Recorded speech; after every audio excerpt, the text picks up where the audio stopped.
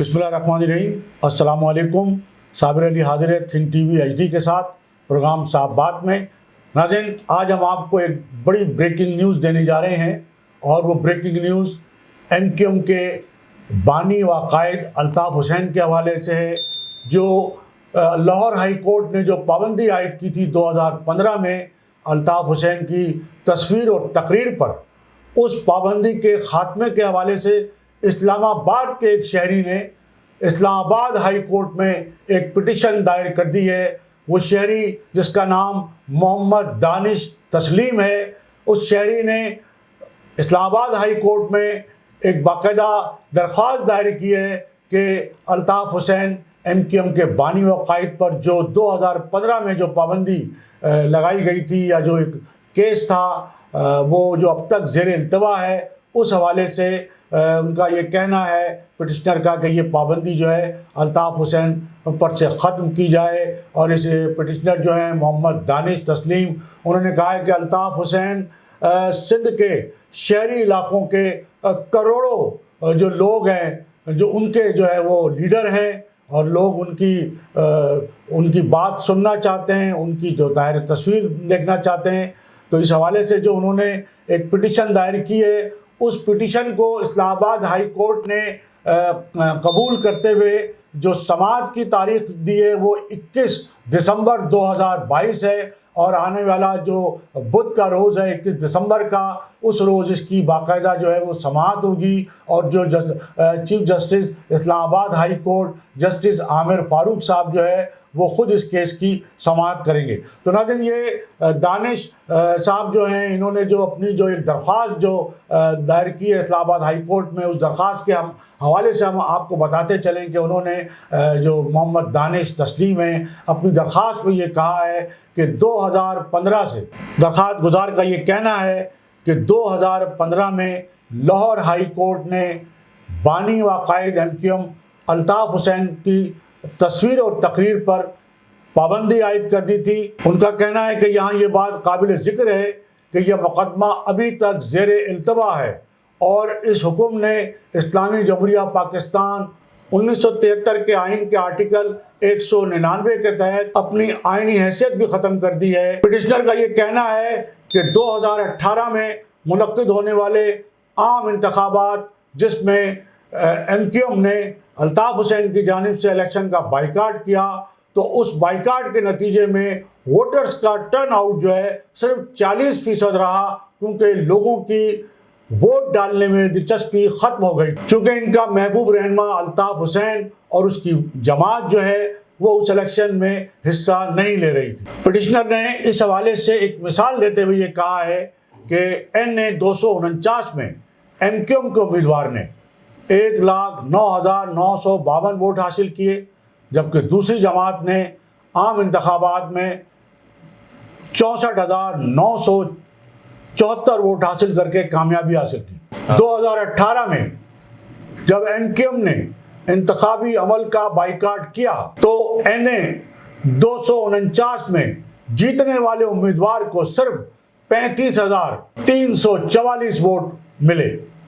जबकि कुल रजिस्टर्ड वोटों की तादाद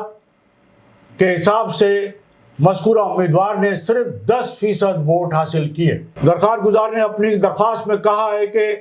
3 करोड़ से ज़ायद लोग अल्ताफ़ हुसैन के पैरोकार हैं, और वो इलेक्ट्रॉनिक और प्रिंट मीडिया के ज़रिए अपने कायद को सुनना और देखना चाहते हैं, लेकिन जवाब दहंगान इस्लामी जमहूरिया पाकिस्तान के आइन में दिए गए हकूक़ की खिलाफ वर्जी करते हुए MQM के सरबराह अल्ताफ़ हुसैन पर मीडिया पर पाबंदी लगा रहे हैं। उनका कहना है कि इस तरह की कार्रवाइयाँ इस्लामी जमहूरिया पाकिस्तान के आइन के आर्टिकल और इज़हार राय और मालूमात की 19A और 19 आज़ादी के आलमी असूलों के तहत ज़मानत शुदा हकूक़ की खुली खिलाफ वर्जी है। दरख्वास्त गुजार ने कहा कि चूँकि मौज़िज़ अदालत का ये दायर अख्तियार है, इसलिए दरख्वास्त गुजार का कहना है कि चूँकि मौज़िज़ अदालत का ये आइनी दायर अख्तियार है, इसलिए दरख्वास्त गुजार ने अदालत से रुजू किया है। तो नाज़रीन, ये तो एक बड़ी अहम पिटीशन है جو گزشتہ روز ہی جو ہے وہ اسلام آباد ہائی کورٹ میں داخل کی گئی ہے اور اس کو باقاعدہ جو ہے وہ منظور کر لیا گیا ہے اور اس کی سماعت کے لیے 21 دسمبر بدھ کی تاریخ جو ہے وہ مقرر ہو گئی ہے۔ تو ناظرین، ہم آپ کو بتاتے چلیں کہ اس ایک اور جو کیس ہے الطاف حسین کو شناختی کارڈ جاری کرنے کا، وہ بھی اسلام آباد ہائی کورٹ میں جو ہے زیر سماعت ہے، اور اس میں بھی اس کی تاریخ بھی جو ہے وہ جنوری کے مہینے میں ہے، اور اس میں بھی 2-3 دفعہ جو ہے وہ تاریخ پڑ چکی ہے، اور اس میں بھی یہی کہا گیا تھا کہ جناب الطاف حسین کو شناختی کارڈ جاری کیا جائے، کیونکہ ایک جانب تو یہ کہا جاتا ہے کہ الطاف حسین پاکستان کی عدالتوں کو فیس کیوں نہیں کرتے، لیکن وہ اس وقت تک کیسے پاکستان کی عدالتوں کو فیس کر سکتے ہیں اور اپنا جو ہے مقدمہ لڑ سکتے ہیں کہ جب تک کہ ان کے پاس پاکستان کا شناختی کارڈ بھی نہ ہو۔ تو ناظرین، یہ بھی آپ کے علم میں ہے کہ الطاف حسین شناختی کارڈ اور پاسپورٹ کے حوالے سے جو ہے وہ باقاعدہ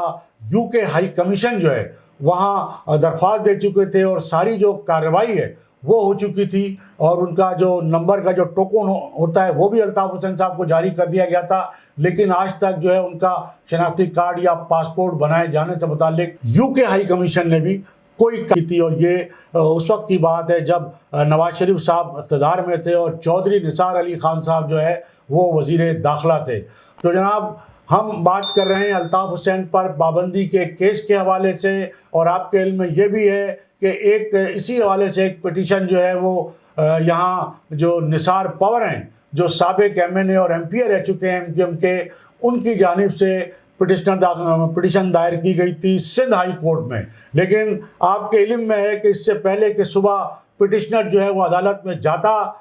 لیکن رات 2 بجے ہی جو ہے پٹیشنر کو جو ہے وہ غائب کر دیا گیا، اور ان کے جو وکیل تھے خالد ممتاز ایڈوکیٹ، وہ صبح عدالت گئے اور انہوں نے عدالت کو یہ بتایا کہ پٹیشنر جو ہے وہ غائب ہو چکا ہے، وہ لاپتہ ہو چکا ہے۔ تو پہلے تو اس کی بازیابی کے حوالے سے کوئی اس کا جو ہے بازیابی کا جو ہے مسئلہ حل کیا جائے، تاہم 43 روز بعد جو ہے وہ بازیاب ہوئے تھے یا خود آ گئے تھے، اور اس کے بعد جو ہے وہ وہاں کیس ہوا تھا، لیکن اس کی بھی جو سماعت ہوئی تھی تو وہ بھی اگلی اس کی تاریخ دے دی گئی تھی۔ تو یہاں ہمارے یہاں عدالتوں میں تاریخ پہ